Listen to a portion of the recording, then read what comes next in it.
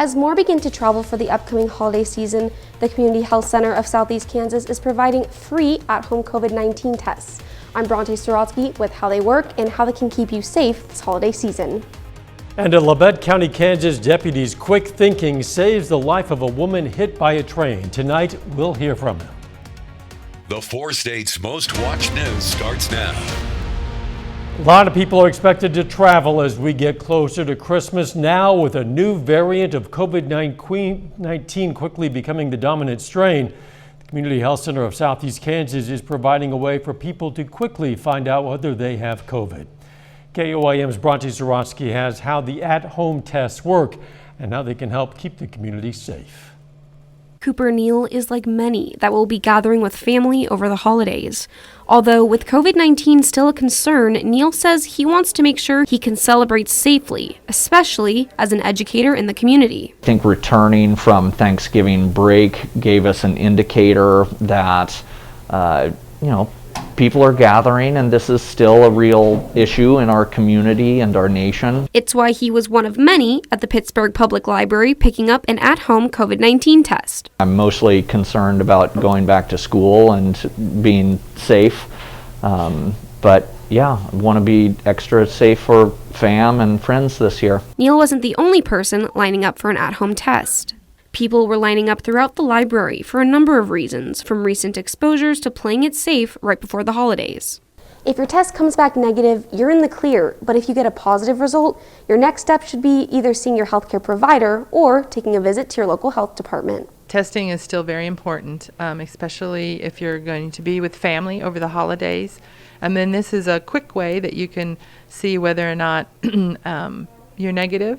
If the tests are positive, it's really just a screening. These tests weren't designed with just the holidays in mind either. And that's kind of the instructions from the federal government. I mean, they didn't give them to us in anticipation of the holidays. They are providing them to our communities as long as we are facing different COVID variants. As we continue to navigate the pandemic, the health center tells us they hope this will serve as an additional layer of protection. In Pittsburgh, Bronte Sorotsky, KOAM News. These at-home tests are not a substitute for lab testing if mandated by your employer. 14 months after the first sale of medical marijuana in Missouri, the state has reached a milestone. The Missouri Department of Health and Senior Services reports dispensaries in the state have sold $200 million in product. Missouri has more than 158,000 qualified medical marijuana patients and 3,200 caregivers. Some mild temperatures out there. Checking in with Doug Hetty. Yeah, it turned out to be a pretty good Tuesday for us today. Temperatures not too bad, as most of us went into the mid-50s, a little bit above where we should be for this time of the year. We do have some clouds kind of skirting through. We have a weak little cold front. You can see this little line of clouds into our northern counties. And as that shifts through, that's going to cool us back down as we go through the overnight hours tonight. But besides that, we're not getting any rain or snow with it, and we're not going to see any as we go through the next few days. Temps right now, low to mid 40s. It is going to be a cold night tonight as we drop back through the 40s, 30s, 31 by midnight, and I think most of us will bottom out into the upper 20s for overnight lows. But really warming up the next few days. We could be near record highs. We're going to look at that here in just a bit. See you then. A Labette County, Kansas deputy used a ratchet strap as a makeshift tourniquet to save the life of a woman hit by a train. That's just one piece of information we learned today when speaking with Deputy Gabe Vett. Sunday, the deputy responded to a call that a pedestrian had been hit by a train. When he arrived, he found the woman whose leg had been severed. If mindset had tunnel vision, that's where I was at, and my main focus was to get a tourniquet and get it on as fast as possible. Whenever I did get out of the vehicle, I did hear her screaming, help me, please hurry. Vitt has been a full-time deputy for less than a year.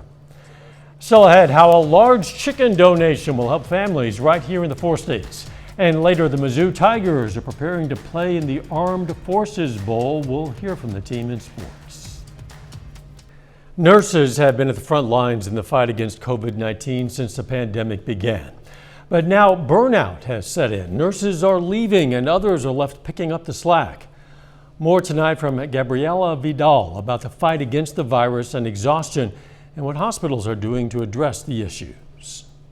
Nurses are frustrated. They're tired, they're frustrated, they're angry, they're disappointed. That's the range of emotions being felt by nurses across the bi-state as a new COVID-19 variant threatens. We're in for a bumpy ride over the next couple of months, I'm afraid. And, our hospitals are hemorrhaging at the moment. There might be beds, there might be ventilators for those who are in need of it, but our nurses, they're dropping like flies. Nursing shortages have been a long-standing problem for hospitals nationwide and further exacerbated during the COVID-19 pandemic. Likely we're going to see it spike. How much? We're still making our bets. But concerns the Omicron variant will create another surge in hospitalizations is prompting places like Mercy Hospital to plan for future waves with the staffing they have. And so what we'll do is make sure that we're staffing up our units where we can.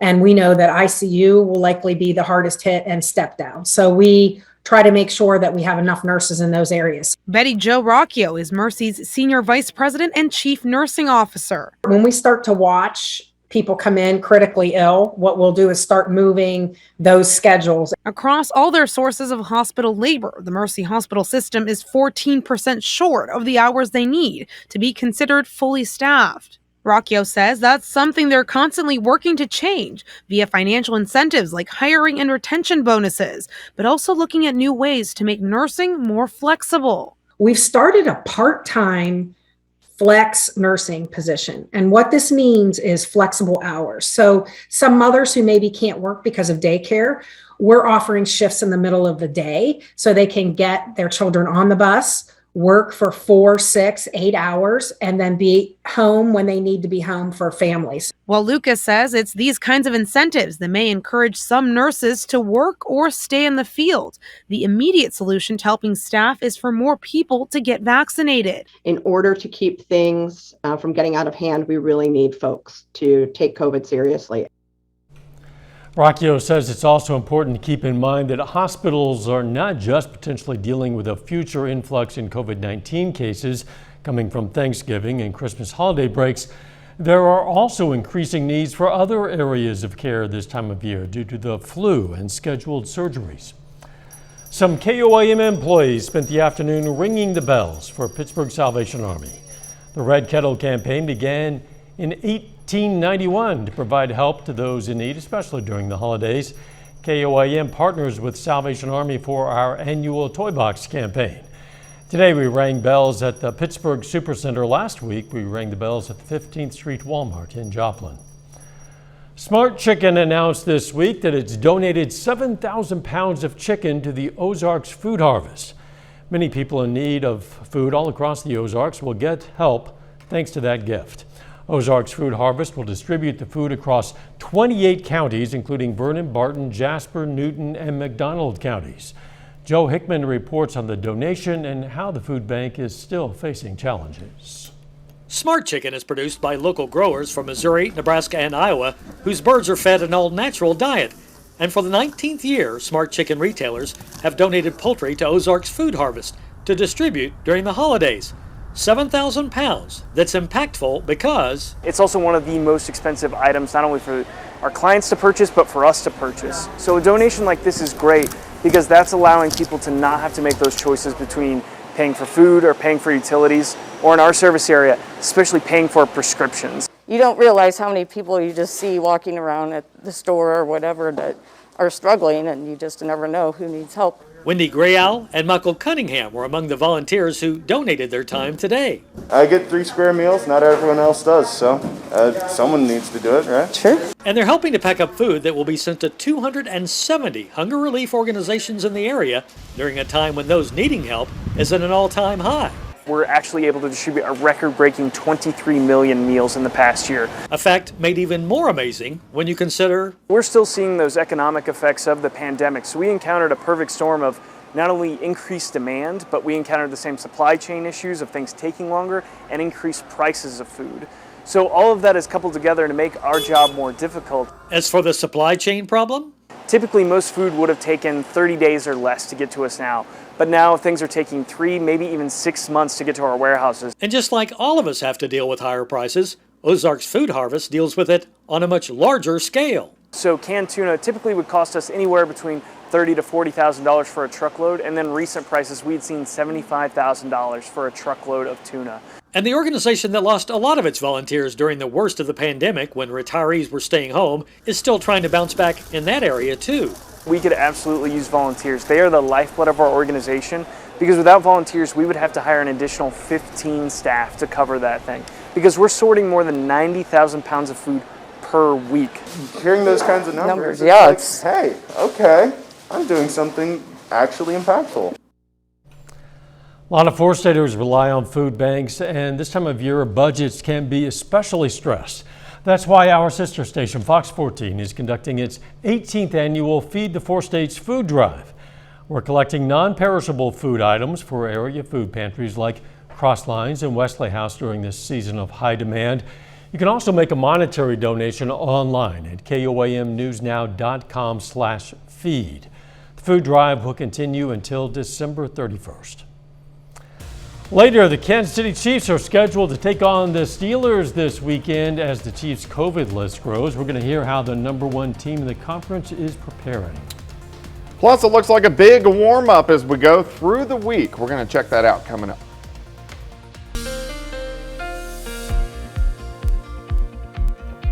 Well, it turned out to be a pretty good Tuesday for us today. Temperatures not that bad as most of us went into the mid-50s for highs, a little bit above where we should be for this time of the year. But big warm up as we go through this week. In fact, we could be approaching record highs by the time we head into Christmas Eve, believe it or not. We do have a weak system on Christmas Eve, but as of right now, it looks like it's just going to give us clouds and all the moisture is going to stay just toward the east. We have rain chances on Sunday. We have 3 or 4 chances for rain or snow next week. Of course, you can get my long-range forecast on my month-long blog. That is KOAMnewsnow.com. All right, lower 40s, northern counties. And then we got mid-40s everywhere else. But it's going to be a cold night tonight. We have a weak little cold front that is slipping in. And as it does so, you can see the wind shifting back toward the north. As it does so, it's going to usher in some cooler temperatures for us as we go through the overnight hours tonight. Currently outside, sitting at 46, north winds at 5, humidity is not bad at 61%. We are going to drop back through the 40s, the 30s, down near 30 by midnight, and then I think most of us will bottom out into the mid to upper 20s. So it is going to be a cold night, but we'll start to warm things back up as we go through the next couple days. With this front, we have a little line of clouds, but that's really just about it. But you can see the front extends all the way out into the Great Lakes. But besides that, most of the Central Plains look pretty good. Not a lot of travel issues if you're traveling the next couple days. We have a nice ridge of high pressure, which is rolling in. That's going to help us warm up. And then here's that little system on Friday. We have another system spinning off the coast of California. It gets really interesting as we go into next week. For us tonight, kind of cold. Upper 20s for overnight lows, pretty much clear skies. We get southerly winds back for us tomorrow, near 50 by noon. I think most of us will top out into the upper 50s, so a little bit warmer than what we saw today. 28 to start, 51 by noon, high temp of 57. Tomorrow night looks good, but late tomorrow night we'll start to get some clouds in here to kick off Thursday for you.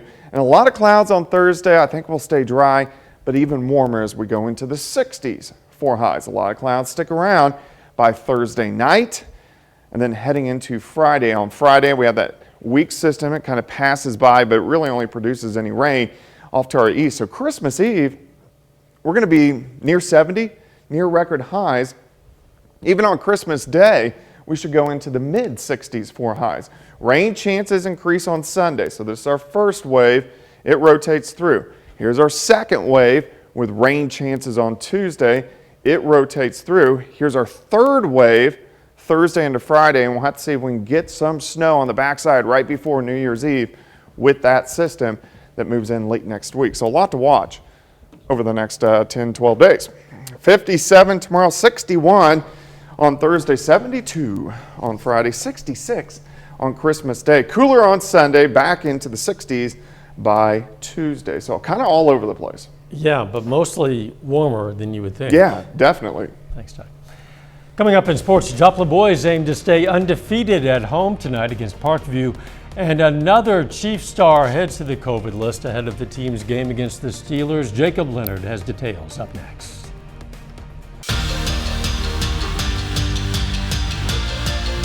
The Joplin Eagles are off to a hot start in their first season under head coach Bronson Shockey. The Eagles are undefeated, 7-0 in their first month of the season.